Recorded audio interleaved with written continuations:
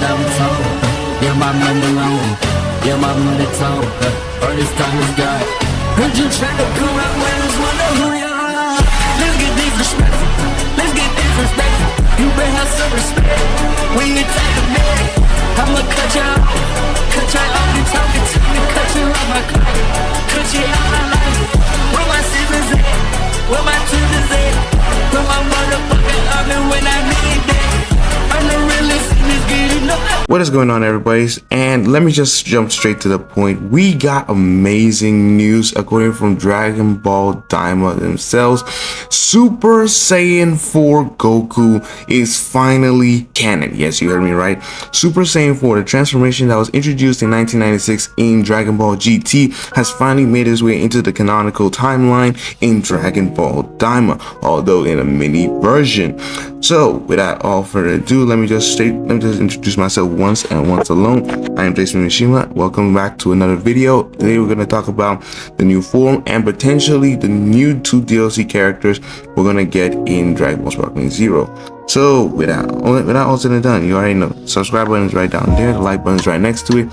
So all you gotta do, hit both of them and let's move on. Now I can go on and on about why I love Super Saiyan 4 as a transformation since when it was introduced in the non-canon Dragon Ball GT, but let's just start off with this. Dragon Ball Daima, a sequel of a show that comes immediately after Dragon Ball Z and before Dragon Ball Super made by Toriyama before he passed away. Many people had kind of had doubts about the show. Like many people didn't really like the idea of all the main cast becoming kids. They didn't really like the idea of the whole somewhat world building on the demon realm. I feel like many people had a lot of issues with this show because it took so much reference from GT, but it was until maybe like episode 18 or 17 that the developers completely took all the rumors and confirmed most of their information that the whole Daima is a reference to GT, like a callback to those who originally watched it back in the day and help bring newer audience into the Dragon Ball series. And to be fair, in my opinion, I feel like that is actually nice. Although the way they took it, there were some episodes in Daima that I will say that were not really that interesting, but I will not dive into it. But aside all of that, including the fact that we got Vegeta in SSJ4, we also got a first-hand look at Goku in Super Saiyan 4. Now, I will say this, for those of you who love this transformation and really want to see more of it and are asking many questions as to why Goku never used this form in Dragon Ball Super, especially in the beginning against Beerus. If you watch the episode, you would know that Goku did not unlock the transformation himself. He was given a gift by none other than the Namekian named Niva, the man who made all the Tamagami, the man who created the seal that made the strongest house in the demon realm, the man who generally created the Earth Dragon Balls in general. So yeah, Niva used some of his magical powers and did the same thing like how Kami did with Krillin and Gohan by unlocking a hidden potential inside of Goku. So yes, Vegeta will not be able to achieve this form as well as Goku on their own if they're not given that kind of a power up, because this is literally a potential unleashed power we're looking at. It's not something that they did on their own, it's something that they had someone else gave them due to using magic. So yeah, for those of you who basically have that kind of opinion that Daima is not canon because Super Saiyan 4 was never mentioned or introduced inside Super, yeah, the reason is simple. Either one, they were not done with Daima, so last 2 episodes they might lose their memories about the form, or they would generally not know how to unlock that form on their own. So hence why Goku was using SSJ4 against Beerus. For Vegeta's case, Vegeta literally said that himself. He hates Super Saiyan 3 because it drains ki very quickly. Okay, so let's not dive too far off the map. Yes, Super Saiyan 4 is now canon to the main timeline. The question is, how are they going to implement it in Super? We are yet to see that, and potentially we will get to see it in Super at one point. Now, moving on, what are the potential characters we will get in SparklingZero? Yeah, right now we're going to talk about the other 2 DLC packs that we are yet to receive, both of which are from Dragon Ball Daima. So bear this in mind. Looking at how Daima is paced, we might not get SSJ4 Goku until the last DLC pack. So generally we might have to wait till around July for it, because the next DLC pack we already know we're getting Vegeta Mini, we're getting Glorio, we're most likely gonna get Goku Super Saiyan and Super Saiyan 2, as well as Vegeta Super Saiyan at that point. And that's just the first DLC pack with Daima. Daima. And the second DLC pack, obviously, we're gonna get Super Saiyan 4 Goku, we're gonna get Super Saiyan 3 Vegeta, we're gonna get Daima, yes, Daima, that little guy that basically put a third eye and came above there. Yeah, we're gonna get Daima in the second DLC pack. I believe that would be the case because he would be a playable character in his muscular form, but I don't know about his little form. Like, he doesn't really have that much combat skills. He doesn't have much combat skills in his little form, so I don't believe he will be a playable character before the third eye placement. So yeah, I believe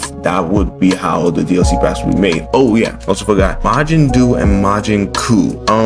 To be fair, I'm not sure where they would fit between the two, but I do believe both of them would be available for the second DLC pack. And I feel like Majin Du would also have his Super Saiyan 3 copycat hairstyle as well as a transformation.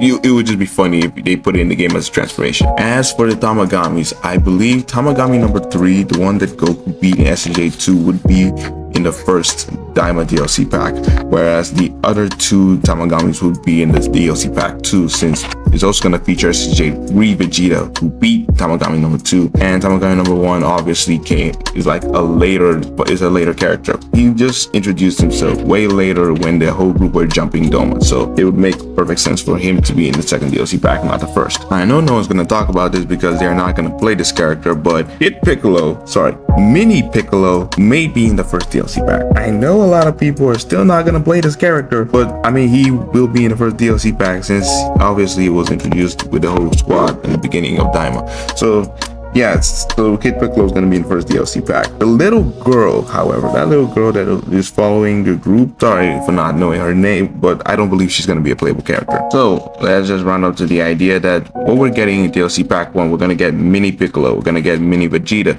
we're going to get Glorio, obviously. Then we're going to get the Super Saiyan 1 and 2 versions of Goku and Vegeta in that pack, along with Tamagami number 3. Yeah, I think that's the entire pack for DLC 1 that I believe. And DLC 2, we're obviously gonna get Super Saiyan 4 Goku. Let's just keep that in mind. We're obviously gonna get Vegeta Super Saiyan 3. We're gonna get Tamagamis 2 and 1, Majin Ku and Du, and Majin Du's Super Saiyan 3 transformation. That's funny as hell. We're gonna get Daima, obviously.